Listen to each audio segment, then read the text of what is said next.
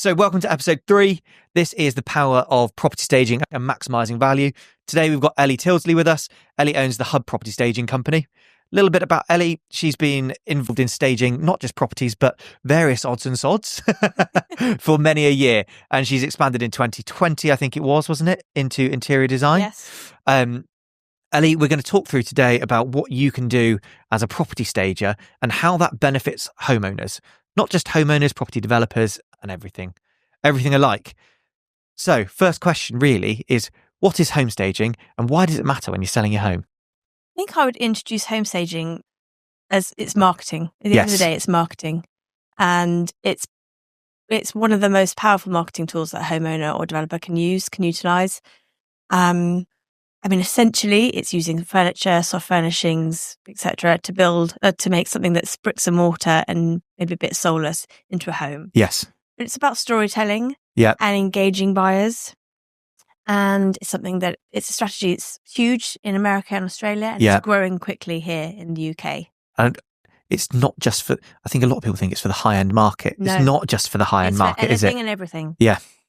And if you think of it as marketing, if we buy, shoes, clothes, cars, everything we buy is influenced by the marketing that we are put in front of us. And it's the same thing.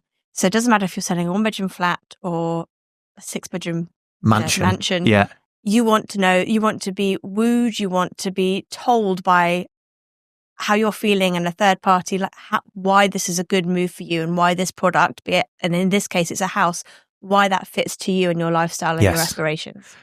And it's so much of property sales now is online content driven, isn't it? Mm-hmm. That you've got such a short window of time to grab someone's attention that, let's say your photography is drab and the room doesn't look great.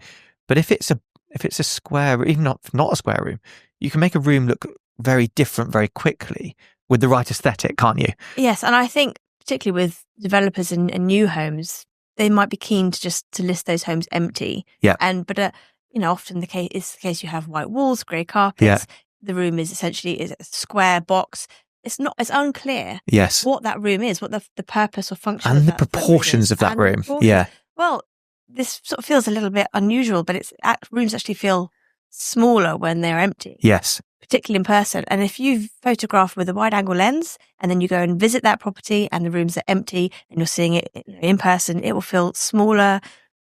As I say, you won't necessarily know the purpose of that space. Yes. It's uninspiring. If going back to looking online, if your parameters are new builds in a certain area, how many white box rooms are you going to see when you're searching? Exactly. So yours needs to stand out and be memorable. Yes. Because we all know, and I know we've talked about this before, that we're all guilty of nosing through Rightmove and nudging our partners and saying, "Oh, look at that." The likelihood of you going, "Look at that," to a white box. Yeah, you're not going to do it, are you? It's not very inspiring. Well, I think I said to you last time, didn't I? My phrase with why I recommend property staging is that houses are like people and they look better dressed than they do naked. Yes, I haven't found the right word to use that with yet, but I did like it very much. But I think it's true that I especially find that if I've got a house for sale where it is completely vacant, people struggle to see themselves in it. Even if it's not their furniture or their style, at least they can see what a room looks like dressed and they can say, "Oh, that's got a dresser there. Our dresser would look nice there." Yeah. Well, we don't have a dresser, but we have a TV cabinet. Yeah. That's exactly that. And as I say, rooms will feel smaller and it's really, 90% of people can't understand a space that's empty. No. They can't picture where they would put furniture, how they would use it. If you're thinking about open plan spaces, often those spaces have to be dining, living, playing, maybe a homework space. Yeah. So if you can't show people how they can achieve all of that in that one space, then they could quite quickly discount your property as not being suitable. Yeah. So you really have to map it out. Yes. And it's leading people. And I think I've said to you before, the amount of time people spend on a Rightmove listing or your website or whatever, it's very small to be able to get that inquiry. Well, if people are looking and they're seeing white space and it looks pretty drab and uninteresting, I've seen your work. You make homes look interesting. So immediately, for one, you're going to get more interest just because it looks more interesting. So you're giving yourself the best chance of being seen, aren't you? That's because there's so many houses on the market. There's so much, and particularly now. Yeah. Right? So at any time, but particularly now, there is a lot of stock out there. There's a lot of homes. Yeah. And if yours doesn't look, never mind extraordinary, if it doesn't look just, basically appealing. Better than average. Then how are you going to justify your price or your home over anybody else's? And especially at a time like now where, don't get me wrong, in Devon we've seen good growth over the last few years. So pre-COVID to now, prices have gone up. But at the moment, they haven't come down fully yet after interest rates. So you've got a lot of people wanting big money for property. At least make it look great. Make it look great. Yeah. Well, if it's staged, you're going to increase the perceived value of that property. Yes. So you've got some kind of track records, and I can put a few. I can put the link to your website in the bio of this video. But you've got a few track record bits, haven't you, that you've dealt with? Do you want to go into some of them a little bit? I can do. Yeah. I mean, we work with properties that are empty. We work with properties that are occupied, and we do like a partial stage. Yes. And we do reports, so we help buyers get their properties ready. Yeah. And previously we've had owners who have had quite dated properties, and it's maybe sitting in an area that appeals to, it could be a downsizer, it could be a family home, it could be a multitude of things, but it doesn't look great. It looks like a big project. Yes. We've gone in and we've recommended clearing the decks, clearing all the dated furniture, whitewashing, new carpets, not a big spend, and then some light staging. And we've put £30,000 on that property. Yes. With a few £1,000s spend. Yeah. Because it's, rather than it being a property that just appeals to people who are looking for a project, it's now appealing to people who could do some work but don't have to do anything immediately. Yeah. Or people who don't particularly want to do any work, just want to get their kids in the school that are there. Yeah.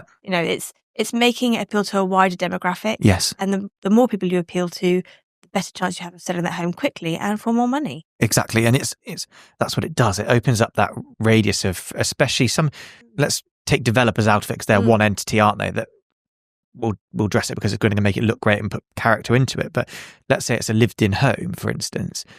If it looks like a renovation project, you're only appealing to the renovation project demographic. Whereas actually, you can very quickly sometimes take furniture out. Even if you've got a dated kitchen, we can still make that look good. Just by making sure that your table is in the right location, that you haven't got cluttered work surfaces. Staging your home isn't just bringing in furniture; it's making sure it's dressed correctly. Yes. You go. Sorry. So this is the thing, isn't it? It's not so. When we're giving advice to people who are selling their homes, so if it's, as you say, a developer might be an empty property, but the first and easiest thing that people can do is to strip back the clutter. Yeah. And to just clear the work surfaces. So at the end of the day, we're trying to justify the price tag that we've put on that home. Yeah. And if it feels cluttered, it feels smaller.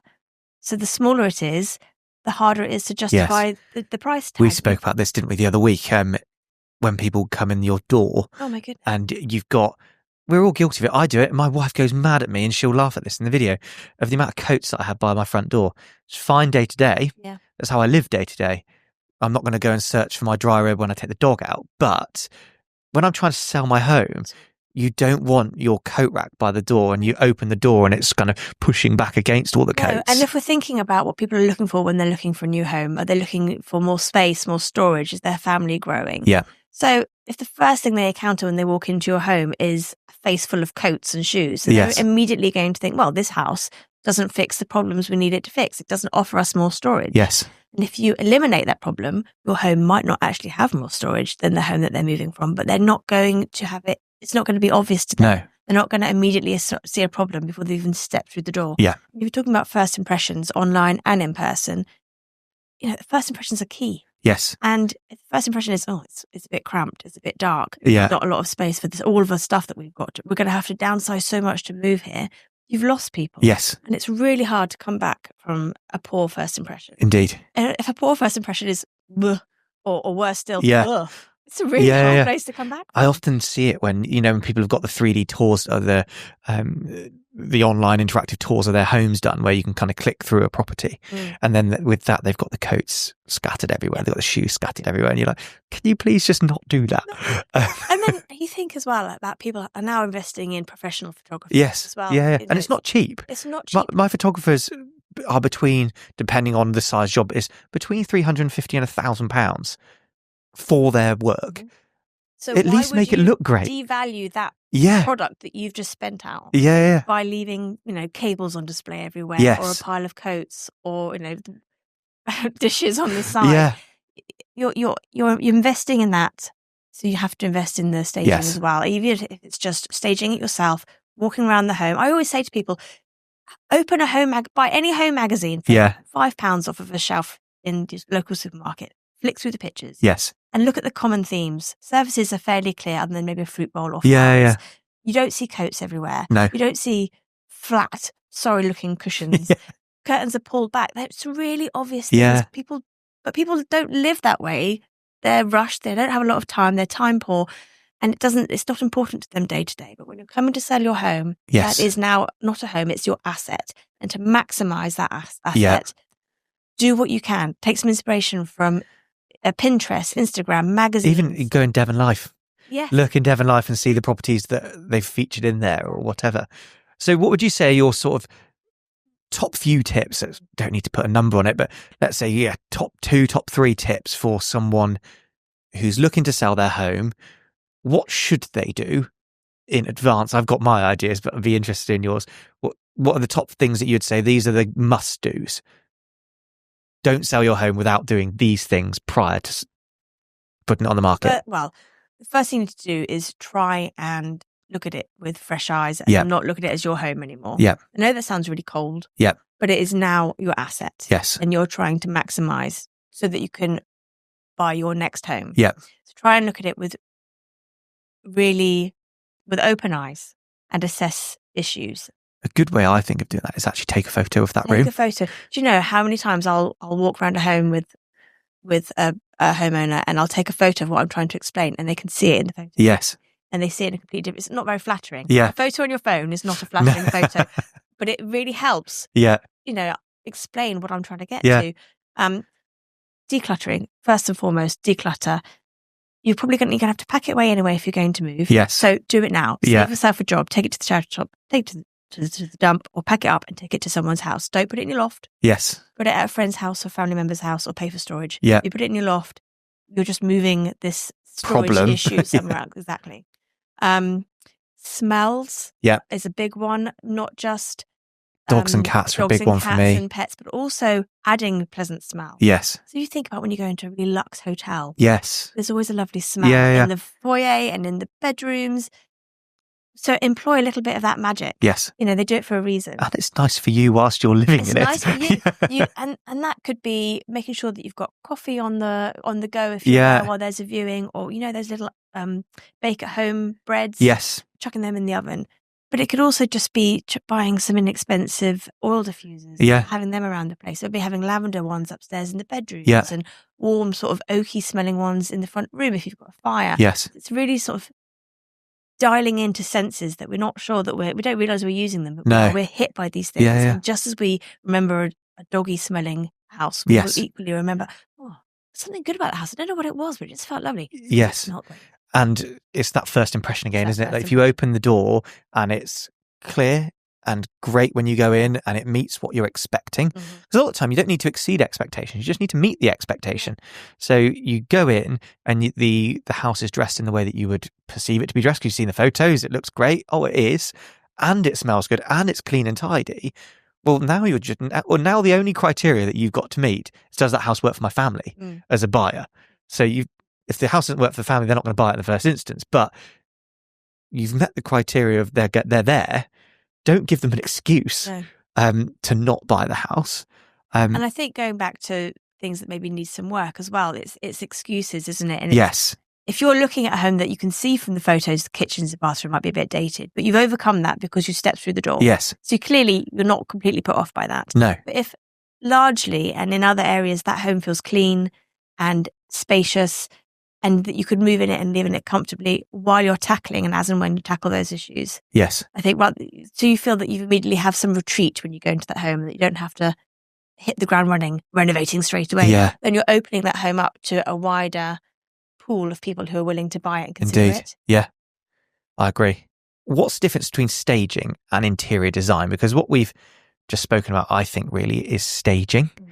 That's getting ready for selling, isn't it? That's not designing your interior. No. That's staging a property for a purpose.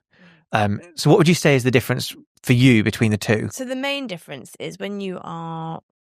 Interior design is a service focused on the homeowner, their personality, their wants, their desires, their aspirations.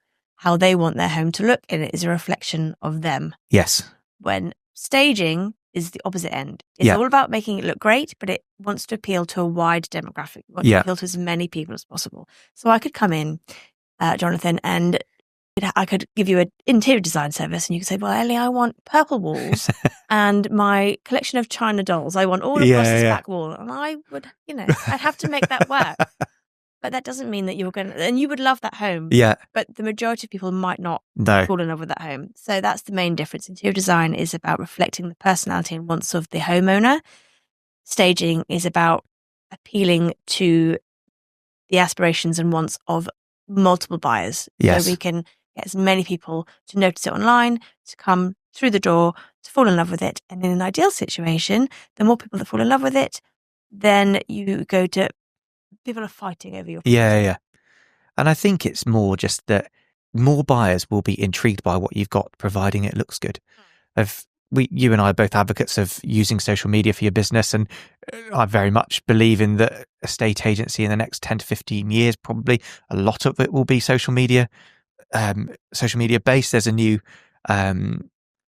app coming out called Knock Knock, which is essentially, it's almost like TikTok, but for agency, where your agents are on there, but you can make an inquiry directly on Knock Knock via the app in terms of its reels and TikTok based. But if you're a buyer, I can then see as an agent, I can see your profile, I can see what you like. And when you inquire, I know what you're looking for.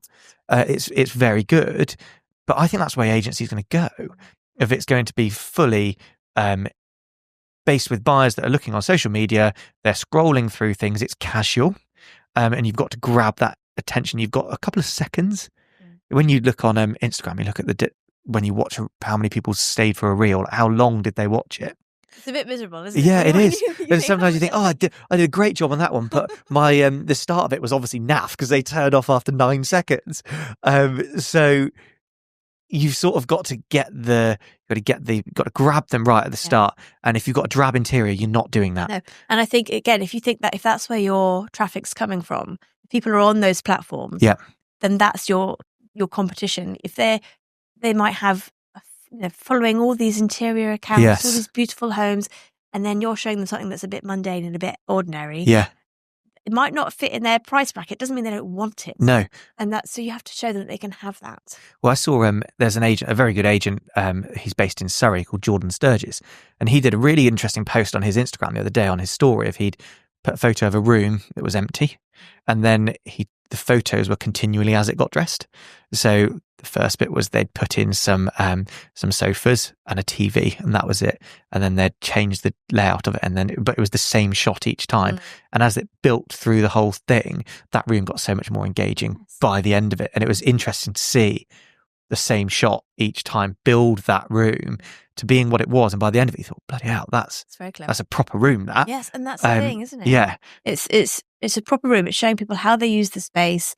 It's interesting, gives them something to look at. Yes. It engages the gaze. Yeah. It can be quite a deflective tool if there are less than desirable aspects of the home. If you're walking around an empty home, you're far more likely to realise that, or not even just an empty home, but you're more likely to realise maybe there isn't enough storage, or there's work that needs to be done, or the view out that window is a bit dodgy, or the windows themselves are a bit dodgy. If there are other things to grab your attention and woo you as well, then it's all helpful in helping you oversee things that might put you up. I also think it's sometimes the purpose of a room.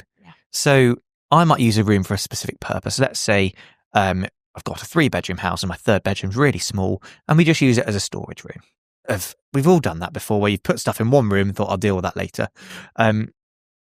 Someone might use that for that in their time frame in the house, but you want to be showing that room's multi-purpose. You might want to show that maybe it's not big enough for a bed, so it's not a bedroom, but it is big enough for an office. So let's put a really nice aesthetic of an office in there, not just a room where me as an agent, when I open the door, I'm like, oh, sorry, it's a bit full, this room. It's a laundry room. Yeah. And then that buyer's immediately going to think, oh, actually, we only need 2 bedrooms, but that third room, we're not paying for that because it was naff and they just use it to store boxes. That's what we would do. It's going back to top tips. I would say always, if you can fit a bed in there, get it in. Always be advertised as as many bedrooms as you can. Yeah. And then I think a good agent is the one who's going to say, okay, so it's 3 bedrooms. I know you're not necessarily needing a third bedroom, but this bedroom could be X, Y, and Z. Yes. But I think that if you can fit a bed in there, it should always be. And even it's not necessarily all. We've done it with. Done it before when I've had things staged where we put day beds in there. Yeah. So, okay, this That's room. the ideal, isn't it? Yeah, you wouldn't necessarily use this every day as a bedroom, but actually it's okay from time to time. As we said, I've got a newborn at home and I stayed in our spare room last night so that I didn't look knackered for today. And I slept on the day bed. So that's a great solution for smaller bedrooms. It's a day bed and a desk. Yes. With a nice chair. And so you are ticking every box going. Yeah. But people can see ultimately if they have guests or their family gets bigger that they can that it's fine. Yes. It's covered, isn't it? Absolutely. That's the thing. So in terms of your service then, so obviously you're Devon based, which is great. I know that you've done some work recently. You've done a great job for Staggs and Wilkinson Grant, haven't you, on a development that they've got done. So you've staged that. So what's your remit then? So let's say someone's watching this and thinking, I'm going to sell my house. I'd like to get you in. How can they engage? One, how can they engage with you? And then 2, how would you go about advising them on what to do in their home? If they live in it, how do they get something staged that they live in? Well, firstly, they can find me online. Yeah. Find me on all the social media. We'll tag that in the. Yes, you'll tag your page in the bio. So as I said, we work on empty properties, which is called vacant staging, but we also do occupied stages. So that's where we work with a homeowner and discuss with them what is best to keep, what might be a good idea to change in their home, how they can best lay out the furniture, what lighting, how they might change the lighting or any decor. It's really up to them how much they want to bite off that to-do list. Yeah. But we can offer support in all of that and really give them a plan, an action plan to best present their property. As I say, we do occupied staging. So if we have furniture that's maybe, they love it, but it's too big for the space and it actually makes the space feel smaller, we can supply different furniture alternative. It's different stock different inventory than we would use in a vacant property, which is perhaps like a show home. Yes. But regardless, we still have furniture that they can use, yes. And then, but oftentimes I find that clients will buy, they'll change out because they think, no, I'm changing now. And I'll take that with me. I'll take that with me, you know. Because you do sale kits, don't you? I do. A developer or even a homeowner could buy it out. Yeah. And then they could potentially take it with them if they moved, or the new buyer could buy it. And that doesn't have to happen straight away. So we offer on our standard is a 6-week rental. Yeah. But in the case of developers, if they have multiple units to sell, then they'll want it for a lot longer than that.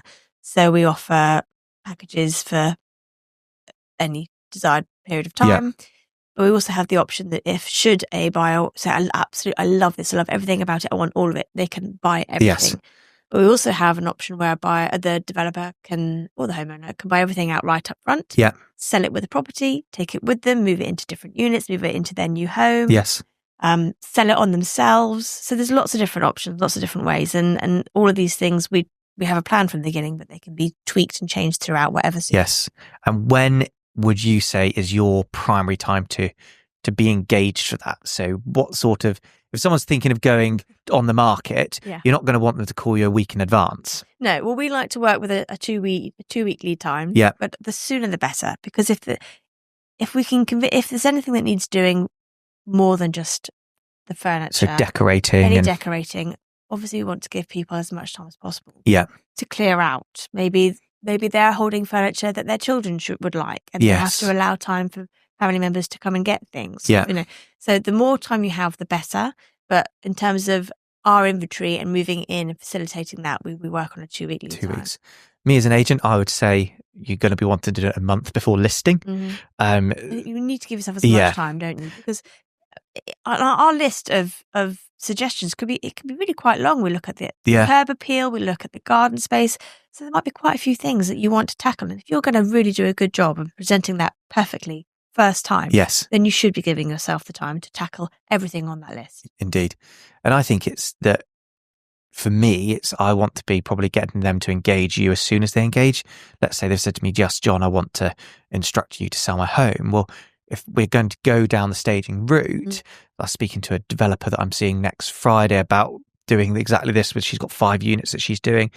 And I'd probably be wanting, by the time she's doing the first fit of the interior of that design, okay, well, let's get you out to look then, do it on first fit, because then at least you know the room proportions, and we can start to play around with what we do and how the design goes. And if we're going to stage 2 properties, well, let's make them feel slightly different. Let's make plot 1 and plot 2 have a slightly different vibe to them, so that you're not just appealing to the same market each time, and the photos do look different of the second unit. Absolutely. So that when people are scrolling and they're looking, they're saying, oh, I like that property, that's lovely inside, or that one's a bit different, I like that. Well, just as you might see different kitchens, yes, in different units on the same plot, it is nice to have that variation. Yes. And also, so we can work from floor plans, videos, photos, but it is lovely to do site visits, because Yes. then you can really appreciate the scale of a room, the ceiling height, how much wall space there is. Yeah. And these are all, maybe really lovely architectural features that you couldn't necessarily see on a floor plan. I saw one yesterday. Was it yesterday? The day's all blurred into one at the moment. But they'd got that's babies. Yeah, in their sitting room, they got 3-meter ceiling height. Yeah, right. So that's something that we would really want to accentuate with staging, and have really oversized mirrors and artwork, and really exaggerate it, and make people, draw their eye up. It becomes a wow feature, doesn't it? But if you haven't had the time to source that inventory, yes, or you've moved your furniture that you've always had and loved from your old house to your new house, you might love it, and it might look good, but doesn't look as best as it could. No. And if you're wanting to get good money for your home, or the best money you can for your home, do it. I often think as well that some people see staging as something where they can do it after, maybe when they're doing a price drop. My viewpoint is do it up front, because it's cheaper than what you're going to drop your price. Well, absolutely. Of Rightmove, some people might not know this, but to get a re-alert on Rightmove after reduction, the minimum is 2%. So you've got to adjust your price by 2%. So if you're doing that on £1 million house, you're doing 20 grand there. So you've got a 20 grand reduction. Well, actually, you should have just dressed it in the first instance, and you should have got it staged. Because if people aren't seeing it in the right light, and they're not looking at it thinking, I can see myself in there, you're not going to, by dropping 20 grand, you're not going to get someone to come through the door either. You're going to need to drop 50 minimum, probably 100 to 900 to get a different. And then, okay, well, I know that your services aren't cheap, but they're far cheaper than 100 grand. Yes, they're cheaper than 2%. Yeah. And I think this is so often I'll talk to largely developers, and they're working to a budget. I get it. Yes. And they're saying, well, we're interested in staging, and you give them a quote, and they go, well, I think we're just going to try it. We're just going to try it as it is. Yes. And those words, I hate those words, because what will happen is it will take longer to sell, and they will end up dropping the price. And then they'll come back to you and ask you to stage it once they've dropped the price. And then they're still, they've dropped the price, and they're spending on staging. And the thing is, when you have a property or multiple properties, and they're sitting on the market and they're empty, we all know, you've saved that search, you recognize it, and you can see it sitting there, and it has a downward self-perpetuating spiral of, well, there must be something wrong with it. Yeah. There are perceived problems. The value drops. Yes. Perceived value drops, and it just goes down and down and down, and then they do end up reducing the price, maybe multiple times. Yeah. Whereas if you had presented that property correctly at the first instance and made fantastic first impressions, that's your best chance of selling it the way you want to sell it. Sell it right and sell it once, isn't it? Yes. That's the thing. Yeah. I won't put a property on the market without professional photography. So let's get great marketing materials. Let's get the best-in-class photographers, best-in-class videographers. Let's make sure that you're listed across all the right portals. Let's make sure we're pumping it out on social media. You've got a proper plan in action. If you're going to get it staged, let's get it staged properly, because then we've given your property the absolute best chance to sell. If it's not selling, the only thing is the price. Yes. So we've done everything else that we possibly can. Well, we're going to have to look at that. But if you've done everything you can, you then can't really begrudge a price reduction, because we've given every possible opportunity. It's estate agents often say, I'm doing this strategy, that strategy, here, there, and everywhere. The reality is we've got to put it in places where it gets seen. got to put a house on the market where it gets seen, and you've got to do some legwork to get people through the door. Once they're through the door, that's when you can actually earn your money, is trying to get them to buy that home. But I often don't get it when people say, oh, well, I don't think it's the price. And it's like, well, have you done everything you can as a seller to try and engage in selling your home? If the answer is no, maybe you do need to think about another option. So the 3 Ps, isn't it? It's presentation, pricing, and promotion. Yes. And so, yeah, if you've got those 3 things nailed, then you're probably going to be okay. But if your presentation's perfect and you've promoted it everywhere you can, and you're still not shifting it, then what can you do? Is it the price? Yeah. Or if the pricing's really good, people still aren't really engaging with it. Is it the presentation? Yes. It will be one of those 3 Ps letting it down. And I think that's probably a good point for us to kind of clip it on, really, is the 3 Ps and that's where make sure your presentation's right, engage you early, make sure your price point is right. And then what was the final one? Promotion. Yeah. 3 Ps, promotion, price. I'm losing my brain. Promotion, price, presentation. Got those right. I think that you're onto a winner with the sale. We'll be doing more episodes coming up shortly, so please keep engaged. I'll put Ellie's contact details in the link in the bio, and I'll tag her on any Instagram or social media posts, and I'd recommend following her page as well. Thanks very much.